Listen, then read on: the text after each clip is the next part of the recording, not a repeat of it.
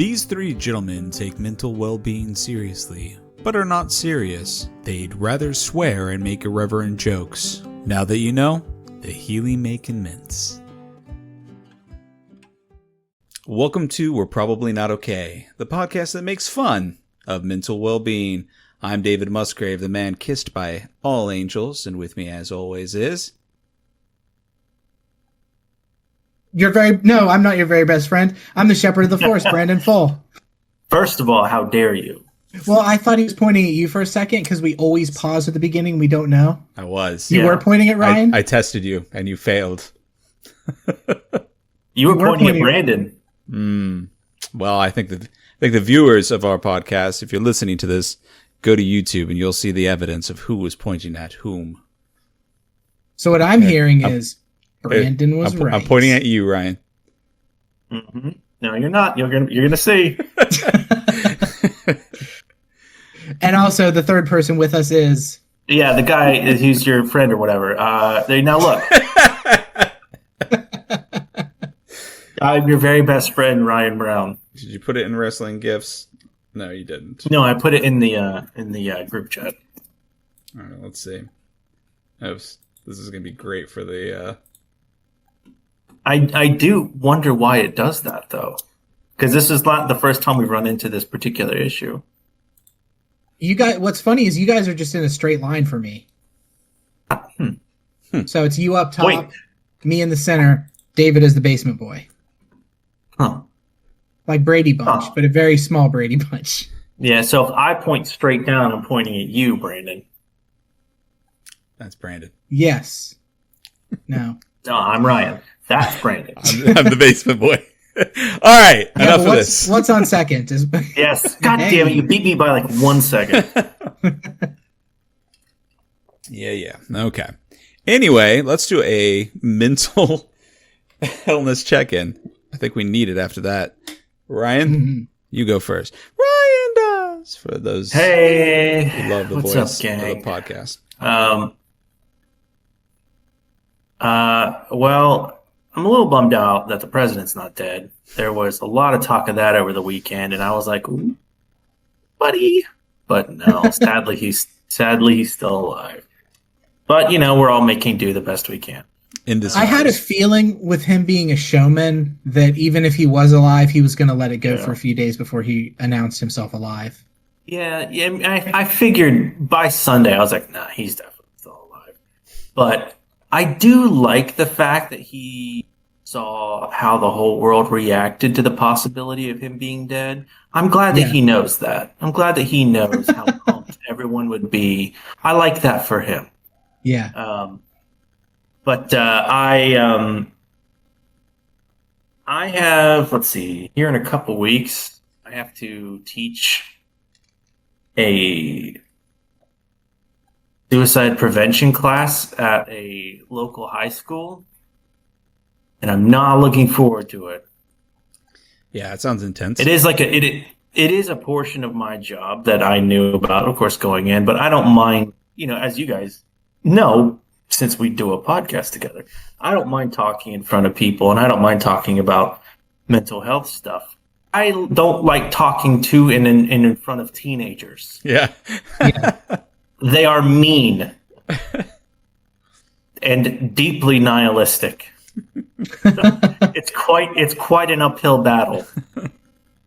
Just start out by saying skibbity toilet, my kids. Yeah. Yeah, that'll win them over for sure. Suicide has L Riz. Right? Mr. Beast doesn't. Not a vibe, is what they say. Not a vibe. Not a mood. Did they still say mood? I don't know if they do or not. I don't think so. I'm way behind on all that stuff now. Me too. Very, very little exposure to teenage culture right now, thankfully, and I've got teenagers, and I can only imagine by the time that your daughter is a teenager, I suspect like their language will be indecipherable, because like there's so many things now that they say where I'm like, I don't know what that means. Like you just said a bunch of random noises in a row. And what I think is interesting historically is how people will say like, Well, if I went back in time, I could go back to the Middle Ages. But the thing is, we wouldn't understand what they were saying. And it's interesting to see that in real time, that within one generation, the next generation of kids are already speaking in a way that we don't understand half the time. You know what I mean? Like 2 or 3 generations, and we would have no fucking clue about like 90% of the words that our great-great-grandkids would be saying or using. Right. Yeah. I 100% agree with that. I mean, I don't know. Like, I think there's, I think it's normal to a degree. I also think that there is, I mean, when we were teenagers, we were hoodlums, we were borderline feral, but like there is this strong, and I don't know if it's just the unprecedented times that we live in now, or like the fact that a lot of teenagers came of age, during COVID, but like there is a deep streak of nihilism in like today's youth that I find very disturbing, because it's not like, like even when we were teenagers, we were shitheads, but we still cared about some stuff. You know what I mean? Yeah. Like there were still things that we cared about. They don't care about anything. Like they just don't give a shit about anything, and it's a little scary sometimes, because I'll like talk to my stepkids or something, and I'll just be like, like you guys don't know about nihilism, but you guys kind of have to deal with it every day. I don't know. It's just it really bums me out, because I'll say stuff like, "Hey, you need to care about the way your behavior affects other people," and it'll be like, just no care in the world, like whatever. And I know that that's not a unique experience. Like it's something that a lot of like parents of teenagers, modern teenagers, are dealing with, and like I don't know. It's just really, I don't know. And I'm not looking forward to talking to a whole, load of teenagers that I don't know, that I don't have any like, I'm just I know the word for old man in teenager speak. I am an unk that they don't have to listen to. So yeah. Well, you'll definitely I'm a little anxious about that. Sure, you'll have to give us an update on, as much as you can, how that turns out. So let me ask you, do you have a script to follow, or is it basically you need to perform and write? Maybe not perform. No. Jazz hands. They give me like a PowerPoint presentation and like a script to follow, but there's like stopping points in the script where we have to talk. Like discussion points. Yeah. Yeah, and that's going to be like, I don't know. Maybe it'll be fine. Like I have, it'll probably be fine is the thing. Like you might have a funny story or two coming out of it, but for the most part, I'm sure it'll be fine. Just bring some Milky Ways and throw them out to the kids. Be like, if you answer the question right, I'll give you a Milky Way. Listen, I will straight up give you candy if you help me get through this. Yeah. That's not a bad idea. I wonder if I'd be allowed to do that. Might do that. When in doubt. Milky Ways. Kids love the Milky Way. It's on TikTok. Oh, yeah? Is it? I don't know. It might be. You know what? I'm so detached that could have. You guys would have believed me. I 1000% would have believed you, because it's stuff, and I know it's because I'm an old now, but there's a lot of stuff that I'm just like, that means, man. Yeah. Yeah. And it's not even I feel like, because there was some stuff that my kids liked when they were younger that I could just be like, it's not aimed at me, so it's fine. It's whatever. I'm sure my dad, when I was little, looked at Teenage Mutant Ninja Turtles and this is dumb. Turtles don't do karate. They don't live in sewers. They don't surf and say cowabunga and fight like evil ninja clan. Well, that's true. Got me there, Dad. It's true. That's true. But it is it seems like the modern zeitgeist is just completely indecipherable to me. It'll, it doesn't, I don't know. It's just a bunch of there's not, I don't know. It seems like anymore the pop culture zeitgeist is just shitty people. You know what I mean? The people who are famous and popular and important in the lives of like young people are just like shitty people. Like they're not even like, you know, professional athletes or musicians or whatever. It's like, here's an asshole on YouTube who does racisms while playing Minecraft. It's like, ugh. Yeah. That's gross. But Taylor Swift got engaged to Travis Kelce. I had to listen to a whole podcast about that. Oh, you listened to all that podcast? Huh? Was that the recent one that was like announcing her album coming out or whatever?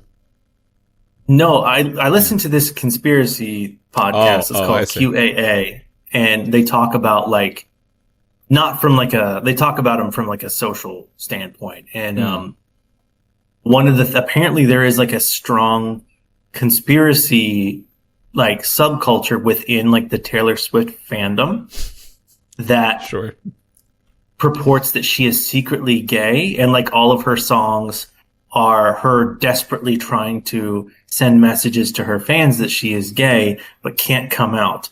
And like they decode like everything that she does as some method of, you know, communicating her sexuality to them. And it's like, I don't know. It's just in the year of our Lord 2025. Why wouldn't she just tell them? Why wouldn't she just be like, "Yo, super gay"? Yeah. You know, like a lot of people are gay, and you can just say that now. Yeah. But you know, I don't have conspiracy brain, so. Yeah, that doesn't seem like it would make too much sense. I think her fans are pretty loyal, and I don't think that just giving a straight message on that would really turn people away from her, that at least on that large of a scale. I wouldn't think so. No, I wouldn't think so either. I think she's kind of bulletproof when it comes to that kind of stuff, but who knows? Oh, for sure. She's like the most popular musician in the world, isn't she? I mean, yeah. Absolutely. I could name at the moment I can't think of a single Taylor Swift song. I know Shake It Off. I know that one. There you go. That's the one I was going to name. Damn it. I like that one though. That's a catchy ass song too. I'm sure. I know that's from like pre-crisis Tayller Swift. I'm sure if we sat around for another 30 minutes, we could name two more. But let's not do that. Let's do Taylor Swift cast. Hey, welcome to the Taylor Swift podcast. Well, we don't make fun. I'm your host of Taylor and very Swift. best Swiftie. I'm the man kissed by all Swifties. And with us as legal always, age, make sure to specify that. No, yeah, adult Swifties. Yes, adult Swifties. 18 years and older. And really, I don't even go that far. Oh my God, honey, shut up. So how have I been, you ask? Yeah, that's exactly what I said. Brandon, is there any crimes you want to admit to? No, I've been good. I've been bored. I haven't really been doing much besides work and playing video games. I had a 3-day weekend since we recorded last. I think I mentioned that I was off for a few days. And I played No Man's Sky pretty much the entire weekend. Nice. So I heard about a big update. Yeah, I've been playing that, and they just launched, like, it was pretty broken on Xbox. It worked, but there was a lot of stuff that wasn't working. So they released a big patch on Saturday, and then they released another big patch last night. So I haven't tried the new patch yet to see what all they fixed, but yeah, I'm enjoying it. I built so my old podcast, I still have the Discord going for the old podcast, and there's like maybe 4 or 5 people in there that still interact with us and stuff. And one of the guys was like, "Hey, are you playing No Man's Sky?" And I said, "Yes." And he goes, "Can you send me a picture of your ship? I can't play it right now, and I love people's ships that they're building." And I was like, "Yeah, no problem." So I took a picture of the ship and I sent it to him, and he just replied with a barf emoji. What? That's mean. Why? What's wrong with your ship? I pressed further, and it's because it's asymmetrical. He's not a fan of the asymmetrical ships. But I just thought it was funny to send somebody a picture and they reply with a barf. Well, yeah, like, hey, can you send me a picture? One of the most famous starships in all of history is asymmetrical, so I don't want to hear That's why I was going for that, the Millennium Falcon, right? Mm-hmm. Yeah. Too true. That's kind of the vibe of the Star Wars universe is lived in and used and asymmetrical. Yeah. I have seen people posting in a lot of like the Star Trek groups I'm on Facebook. People have been posting like their No Man's Sky ships and like how they've made like Enterprises and stuff like that. Yeah, there's an insane amount of customization. But I have been so bored. that I was testing out different notepad taking programs for my Android for my phone. Cool. And I can say that the top two I'm going to recommend right now. Number one is a program called Obsidian that you can like lay out your notes kind of Wikipedia style, and you can link between notes and stuff. Oh, that is cool. All in front of you. It's really neat, and there's a lot of fan support for it, and it's free, so that's a plus. Second one, Google Keep, which I had never heard of before. Yeah. I don't know if you guys use it. Google Keep is like pretty impressive for being a free program that just comes up with your Android phones. I've used it, but not to any great extent, so that's good to know, because I think it's still on my phone.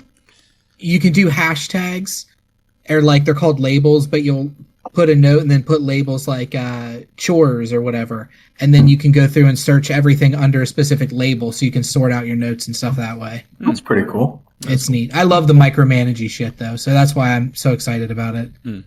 But yeah, that is all I have been doing. What about you, David? Over the extended weekend, I took Charlotte to a K-pop festival, and have since been having K-pop stuck in my head, which is something I didn't think was going to happen this early in being a girl dad, because my daughter's not even 4 years old yet, and she's already she likes K-pop Demon Hunters. I don't know. It's hell yeah, dog. It's K-pop Demon Hunters kicks ass. I definitely was like, I probably can't show this to my 3.5-year-old daughter, but we started it, and it's very innocent. It's very adorable. It is. So we watched it, and she liked it. So today we were in the living room, and she's like, said that she wanted to dance to K-pop Demon Hunters music. So I had Alexa start playing it, and My Little Soda Pop came on, and she loves that one. And then another one came on. They have a sing-along edition, too. Oh, so I've heard. But then another song came on, and Charlotte's like, no, I just like My Little Soda Pop. So I was forced to listen to that 3 or 4 times while she finished dancing before getting ready for bed. I'm just like, I don't know that was the wisest decision.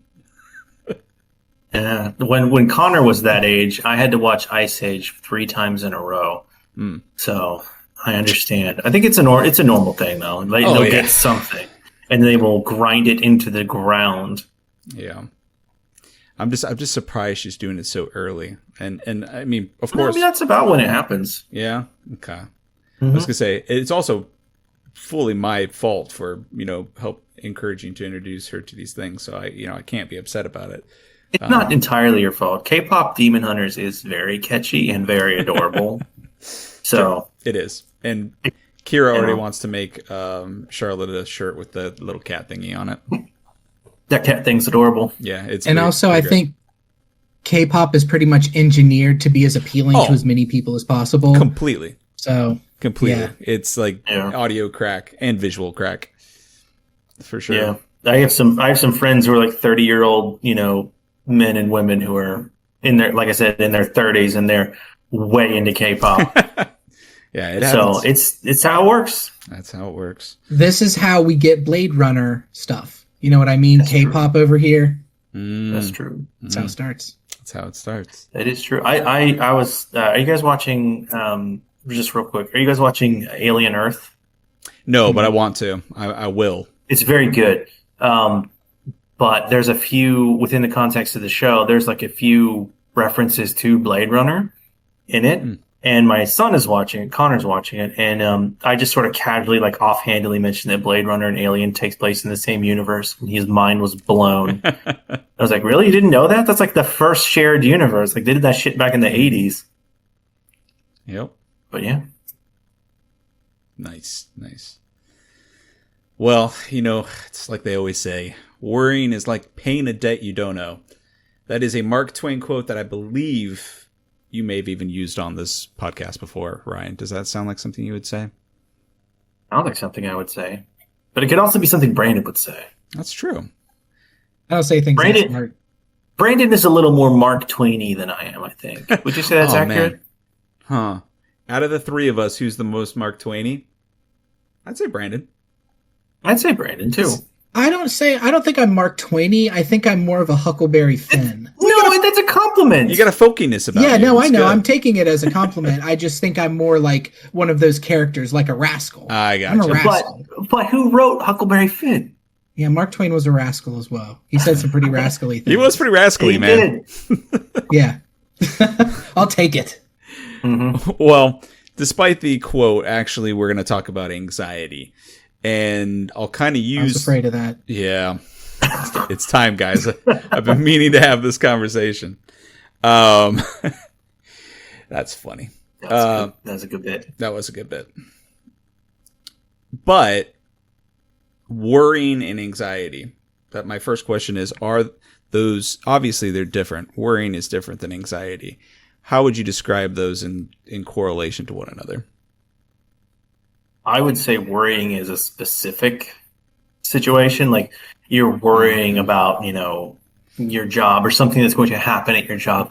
Anxiety is like background radiation, like that is seeping into every area of your life. It could come from a particular circumstance, but it's not limited to that. You know what I mean? It's like if your job is stressing you out, but it's affecting all other areas of your life, then it becomes, I think, anxiety. And I think it's a disposition, it's a demeanor, it's something that is, like I said, background radiation. It's like something that's always like a program that's always running, regardless as to why you opened it. Right. Do you think, obviously people worry who don't have anxiety issues, and obviously people who have anxiety issues worry, but they're not mutually exclusive. I guess worrying is mutually exclusive, but I feel like with anxiety, worry is generally a symptom or a effectual cause, cause and effect. Yeah, I think it can go. I think it go either way. Honestly, like I think worrying can be a symptom and worrying can be a cause. You know what I mean? I think it could go either way. I think they're separate things, like you said, but I think it could go either way. Brandon, what are your thoughts on that? I honestly just want to ditto Ryan. I think that what he said, I agree with. It makes a lot of sense. I mostly wanted to make... I do think that anxiety and worrying are two different things as well. I mostly wanted to ask that question just to justify my quote, because it was the best one I could find anxiety adjacent. So, but no, that actually was a good answer. I agree with you guys on that as well. I got a few other questions for you. So, what is, and I want to rephrase this how I have it written here. What is the most minuscule thing that you have ever really worried about that you can think of, that you're willing to talk about? Is there anything in particular that you can think of where you're like, I know this is stupid, but it's causing me to really worry and go down kind of a rabbit hole with anxiety? Like full on anxiety? Mm-hmm. Like it might start small, or it might just be something small, and then it just blows completely out of proportion for you. Is there anything you can think of? I can't think of anything specifically offhand, but that doesn't mean that hasn't happened. That has definitely happened to me before. Where little things, because I'll just say it now, I'm diagnosed with general anxiety disorder, or generalized anxiety disorder is one of the things I have. For a while, I took Xanax, and then I changed and was prescribed Klonopin. I don't take either of those anymore because they have really messed up long-term symptoms or long-term effects that'll really fuck you up. So I stopped taking those. But regardless, so I do have that. But yeah, I don't have a specific example that I can think of, unfortunately. And if maybe I know that Oh, go ahead. Sorry. What were you going to say, Brandon? Finish your thought. Oh, I was just going to say, I know that I had a lot of anxiety that I can first think of when it manifested. Is this one of your questions? Yeah, that's kind of... Okay, so I will skip on this then. Okay. All right. Oh, okay. I worry about a ton of stuff. It's just sort of like the way that my brain doesn't work. I think that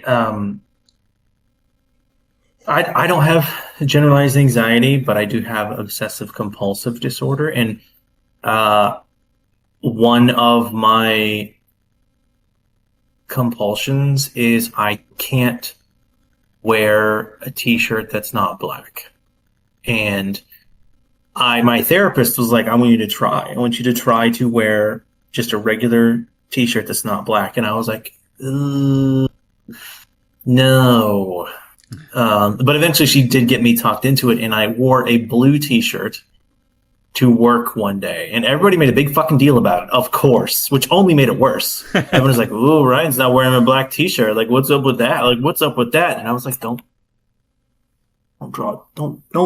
shine a spotlight on it. So you're making it so much worse." Almost. So I went home at lunch and changed because I couldn't fucking handle it. I couldn't fucking handle like not having that on. Frankly, like I was like, I can't fucking deal. Like, and nobody was shitty about it. Like. It wasn't like itching me or something. Like it wasn't like uncomfortable other than the fact that I was like, this is wrong. Like this is giving me fucking anxiety. Like sitting here thinking like that I'm not wearing the thing that I always wear. And I literally had to go home during my lunch break, put on a black t-shirt and come back to work because I was like, I can't. No, I can't do that. I'm sorry.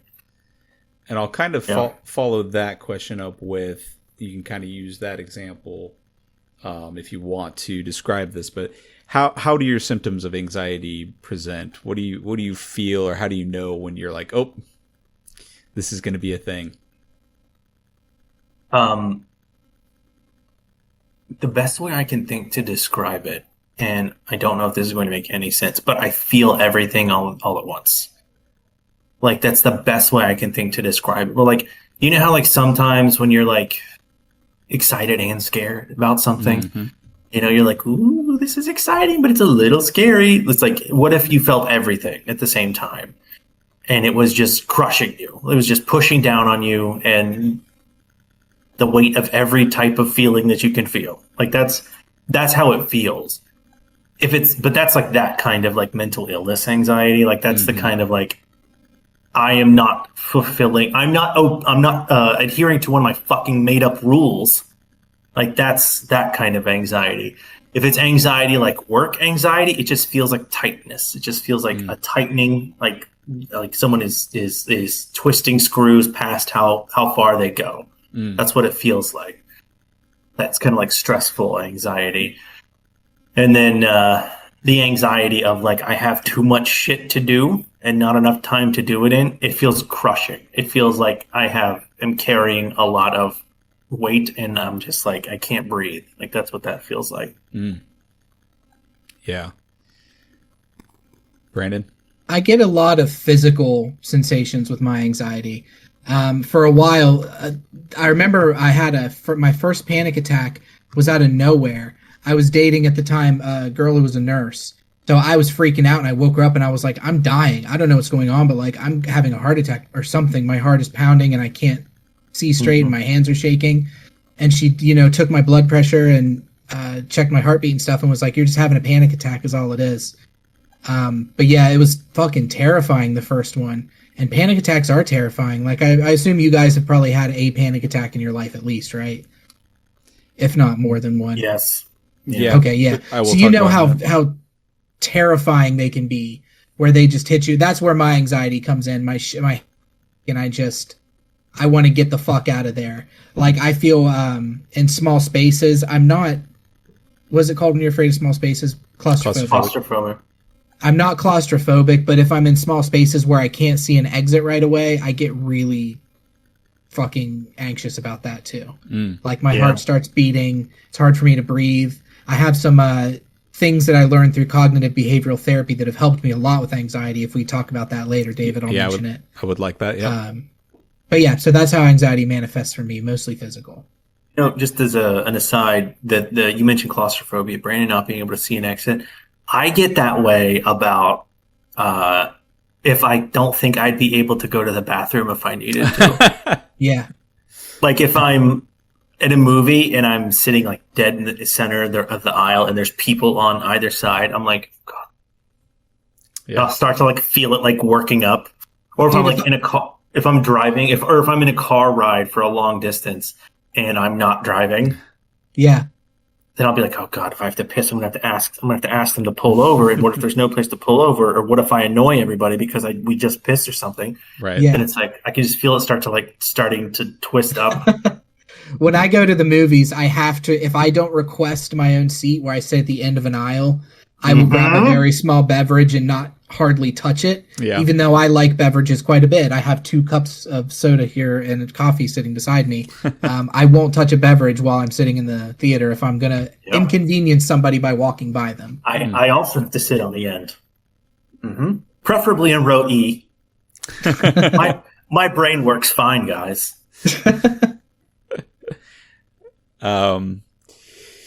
Yeah, I definitely, for me, anxiety, like work anxiety, is probably the most like prevalent thing. You know, I worry about parenting things and stuff like that, which I think is pretty natural. But I think the one that really gets me the most is work anxiety and starting to feel like, you know, I'm not doing well enough. I'm going to lose my job, and it starts to spiral. And I've kind of been experiencing that lately, which is one reason I wanted to talk about anxiety tonight. And it makes me act different. It makes me say things that I wouldn't normally say. It makes me have like question things that I wouldn't normally question. That's usually how I start knowing that I'm in a cycle of anxiety when it comes to that kind of thing. There is a tightness, there's a panic, just like something's wrong, something's gonna happen, something bad's gonna happen, something bad's gonna happen.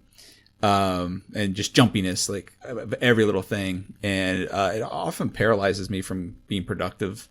And it's pretty bad sometimes. And I'm kind of coming out of a bit of that right now, in fact. But to the point of, and I've had, you know, experiences of that off and on with anxiety throughout my life, mostly in my 30s and beyond, because that's how life works. But as far as like a panic attack is concerned, I guess I've had them. I've had what I used to think was a panic attack, and then kind of experienced the heart attack panic attack. Where I'm still to this day not sure if I was like having a heart attack or close to having a heart attack, or if I was having a panic attack. But I've had a lot of tests, and I did stress tests and that kind of stuff. And my doctors all say, you know, you're healthy. You could stand to lose some weight, but you're healthy. Like there's absolutely nothing wrong with your heart. Which is weird. It sounds like it was panic attack. So right? I mean, it does, right? But it's so weird because you think about what you think a panic attack is, and then when it's so physical, I was so convinced. I'm like, my heart's going. I don't know what's wrong, but here I go. This is the end of me, because I was having like every couple of days. Well, it can be all the same symptoms. Like it can be all like literally all the same shit. Which is is not helpful. Yeah. No, and which is what I've come to realize more. And so even you can hear the hesitation in me answering this. It probably was panic attacks that I was having. But it's just hard it felt so much like the tight and like my arms and my neck, and like I'm just like, you know, thought for sure that's what it was. But you know, I've survived several bouts of this being pretty bad and get tested and nothing's wrong. I do keep bare aspirin around, and when I start to feel that, I take that, and whether it's a placebo or not, it seems like it helps sometimes. If it helps, it helps. You know what I mean? Yeah. So that's kind of how I experience anxiety. Do you Brandon said you can remember the first time you felt it come on? Yeah.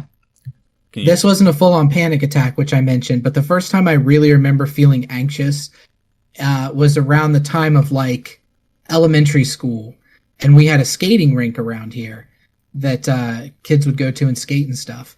Obviously, that's what they would do at a skating rink. But it was like younger kids, like junior high, high school kids, mostly junior high. And we would have skating parties there where you would invite like a date to go, or you would go with a girl or whatever.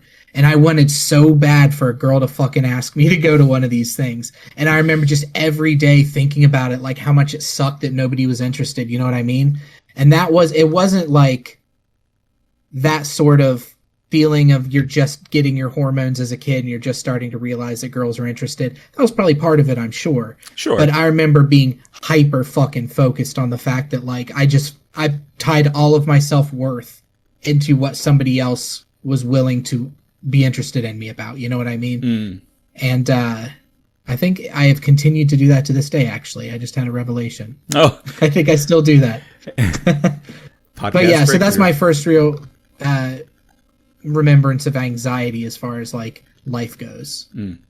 I was probably like 13, maybe 12. What about you, Ryan? Oh man, I don't know if I've ever talked about this on the show before, but I remember very clearly like the first time I had like a real, I didn't know what it was, but it was like this sort of like this spiraling of emotions out of control and this feeling of just like this primal feeling of like something is wrong and you can't do anything about it and all you can do is sit here and panic. And I was like, I was very young. I was like 10 or 11 maybe. And it was Easter. And my mom had hid like Easter eggs all over the yard for me and my little brother to find. And we were like, you know, like I said, I was like 10 or 11. So like I was preteen. I was like getting to like teenage, you know, stuff, you know, and girls were starting to be interesting to me, you know, whatever. And so I don't even remember why I felt this way or thought this. Like I don't remember particularly being bullied as a kid or anything like that. Nothing spectacular anyway, other than by my fucking dad, which is maybe now I'm having a realization. Maybe that's where it came from. But I remember my mom had hid in these Easter eggs. She'd hid like fucking like hemp necklaces and like hemp. Yeah, that's what it was. It was a hemp necklace, not a hemp bracelet. And it had like a grungy looking like cross on it or something to where, you know, it was like, you know, it was the 90s. And I found it and I opened it immediately because it didn't feel like it had candy in it. I saw that and I immediately thought, oh God, like I'm not cool enough to wear that. So I hid it back and and continued about the Easter egg hunt. So my brother eventually found it, but there were two because my mom had gotten one for him and one for me. So my brother wound up with two. And my mom was like, oh, actually one of those is for Ryan. So Ryan, give Corey one of your eggs and that can be for you. And I was like, no. And my mom was like, well, I got that for you. Like, that's for you to wear. And I was like, I don't want to wear it. And I could feel my face getting hot. And she was like, I got it for you to wear. I want you to wear it. I'm like, I'm not going to wear that. I can't wear that. And she was like, why not? And so, I'm not cool enough to wear that. Like, I can't wear that. I'm not cool. And I just kept like repeating that over and over again. And I could feel my face getting hot. My mom was like, you're going to wear it. I got this for you. Wow. And so she like takes it out of the egg and comes over and like puts it around my neck. And I'm like sitting there like fucking hyperventilating and crying. And she's like, you're being ridiculous right now. And eventually, like, as soon as, like, and I just sat there, like, stone still until, like, everybody eventually, like, got distracted and left. And then I immediately ran to my room and, like, hid it where she wouldn't find it. And I just remember that being, like, afterwards, like, you know, days later or something, I remember being like, what the fuck was that? What was that? Like, I don't even know what that was.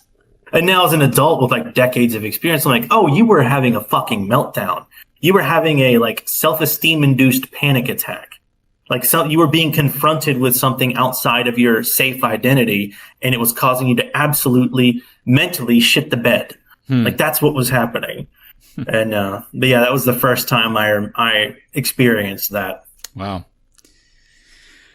I was thinking, I'm sitting here with the idea that I was going to tell you that I didn't experience real anxiety until I was in my 30s. But as you were kind of telling your story, I don't know why, but it popped into my mind of when I was a kid. And I think like up until the time I was like 8 or 10, like kind of older.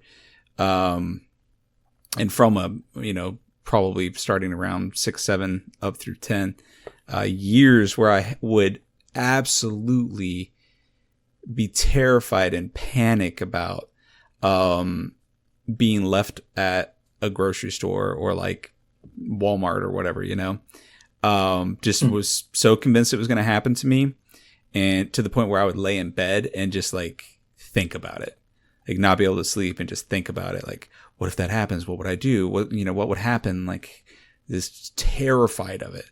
And I would like pray about it too. Like that would be in like my nightly prayers. Like, please don't let that happen to me. Like bad. Right. And then of course, when I would go to stores, I would stay by my mom the whole time. And she'd be like, do you want to like go look at toys or whatever? And I'd be like, nah, I think I'll just stay with you or whatever. And then on the rare occasions where I'd just be like the whole time, like, oh my God, where are my parents? Where are my parents? Are they still here? And I would not be able to relax and like look at toys and stuff. I would like stay there as long as I could and kind of, look and then try to go find them. That's really weird now that I think about it. What's that say about me? That's anxiety. Yeah. That's the one. Yep. You got it. Yay. I did it, guys.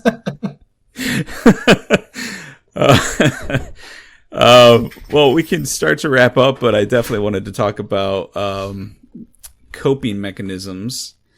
So what do you guys do to cope? Oh, David?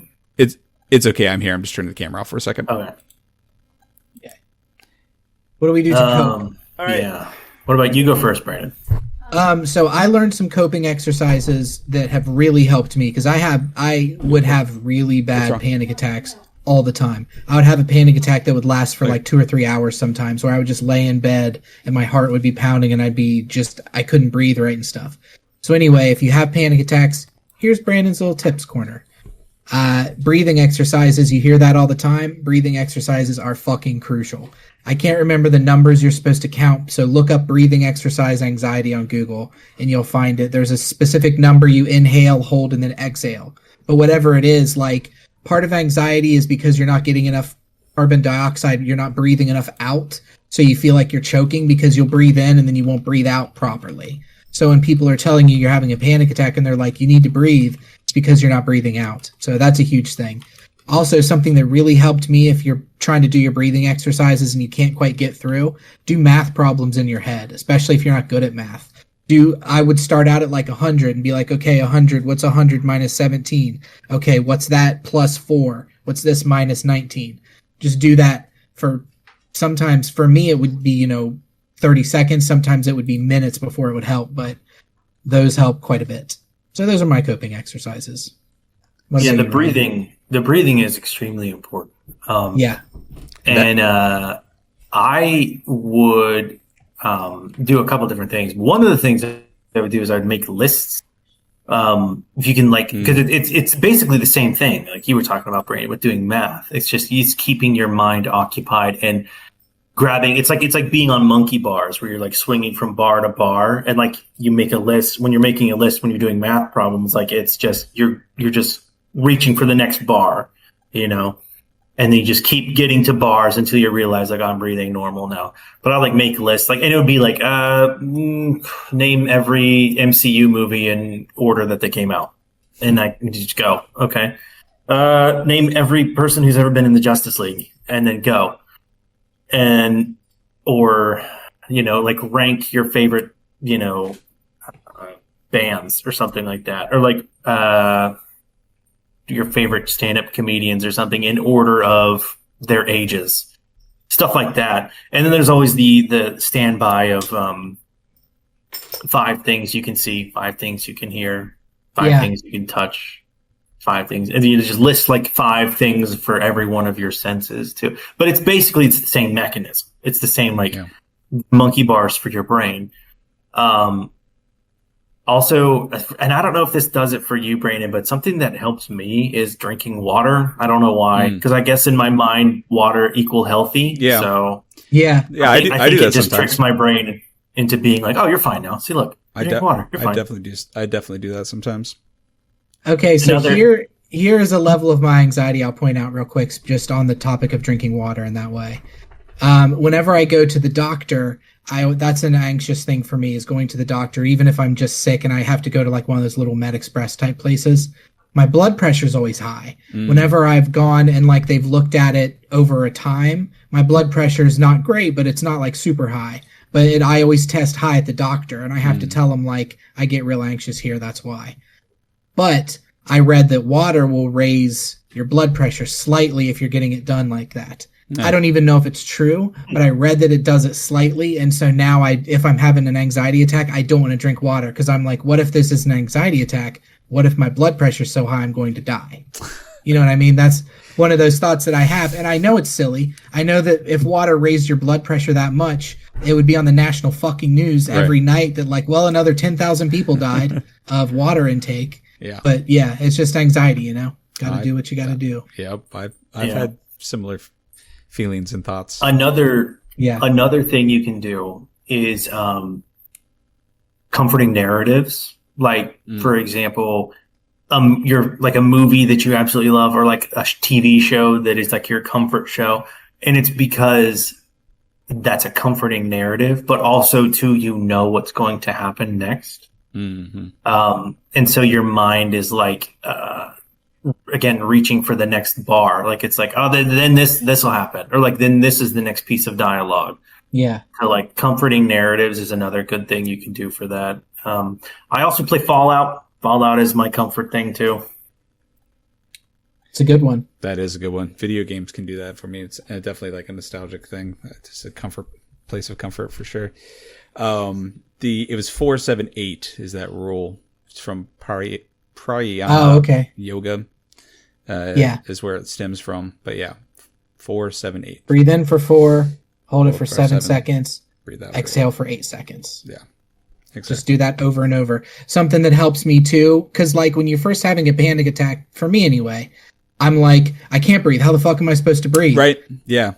Yeah. You start to breathe, you just know to do this, and I will picture like big regal like movie theater letters or numbers, number 1, 2, 3, 4, counting with big lights around it, and I'll try to make it as realistic as possible in my brain. Again, because I'm focusing on something, you know? Yeah.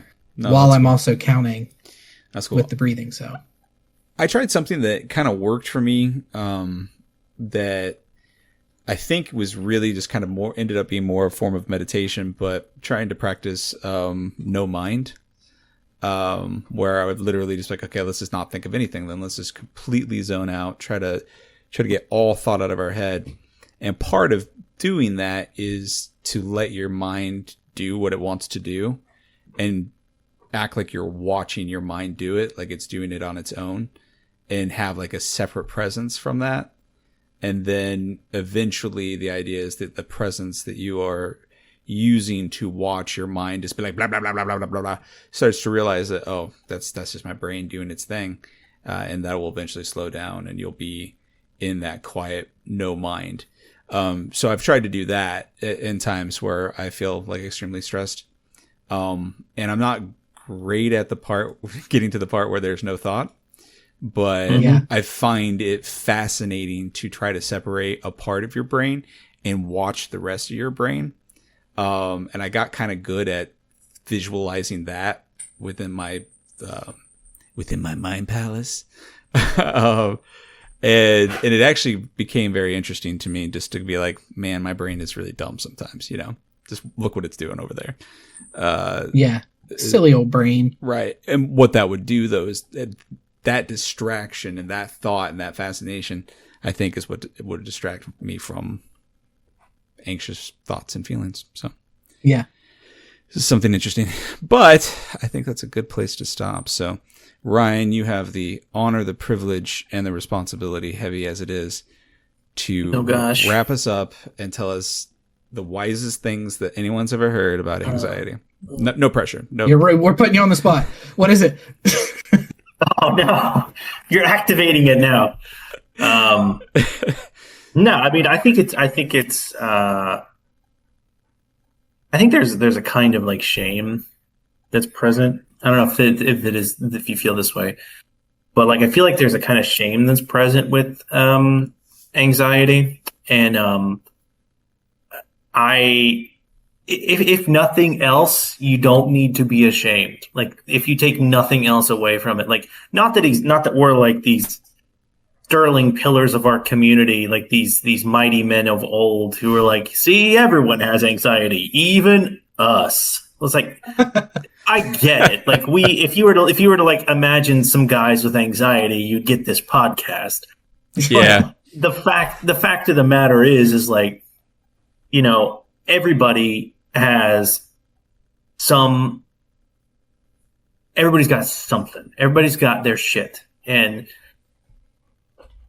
it's easier if you know, are open about it. It's easier if you talk about it. It's easier if, like, you can make jokes about it. Like this notion of being like, you know, stoic and walled off and whatnot. And I realize how this sounds, but like, it's utterly self-defeating when it comes to stuff like this. So like, if you are someone that's struggling with this, like, you should talk about it, even if you're talking about it, or if not talking about it, like, find some means of feeling less alone with it, whether it's listening to this podcast or like, there are lots of anxiety support, you know, groups online, or even like anxiety subreddits, you know, that are, if not helpful, will make you feel less alone and will make you feel a little more normalized. And I think that that's not nothing. That being said, like, if it is interfering with your everyday life, you should absolutely talk to your doctor or your therapist, or your doctor or your therapist. Like, a lot of times I say your doctor, your therapist, or your clergy. Don't talk to your clergy. Talk to a fucking doctor, please. Yes. Because, I mean, maybe you do need medication, and there's absolutely nothing wrong with that either. And just know that, like, everybody on this fucking planet has got something that they are anxious about. It is just being a human being. That's all there is to it. And so in that way, and perhaps like the most way possible, like, you aren't alone with it, you know? And so don't feel like you have to be. So yeah, that's my send off message for everybody. I know. And a good one it was. I couldn't have said it better. Yeah. And absolutely feel the same sentiment. Fuck yeah, Ryan. Once again, Mike. Thanks, gang. So we've got a little bit of time for Gray Matter Munchies, but I'd like to do it a little bit different since we've been talking about comfort shows and or movies. What are the shows, movies, music, whatever media that you can consume that is kind of your go-to? Like, if things are bad, this is what I want. Star Trek. I watch a lot of Star Trek when I need comfort. I watch Star Trek of any different stripe. And Community. Community is a very comforting show for me as well. If you haven't watched Community, that's everybody's homework. Go watch Community. What about you? I listen to a lot of music. I have Spotify on. If I'm home, I have Spotify on. I have headphones in most of the time, or it's coming through my speakers. Right. Of course, No Man's Sky, which I've mentioned a bajillion times. I typically will find one game and then super latch onto that for a long time. Before No Man's Sky, it was Satisfactory, which is also an amazing game. If you've never played Satisfactory, it is worth checking out.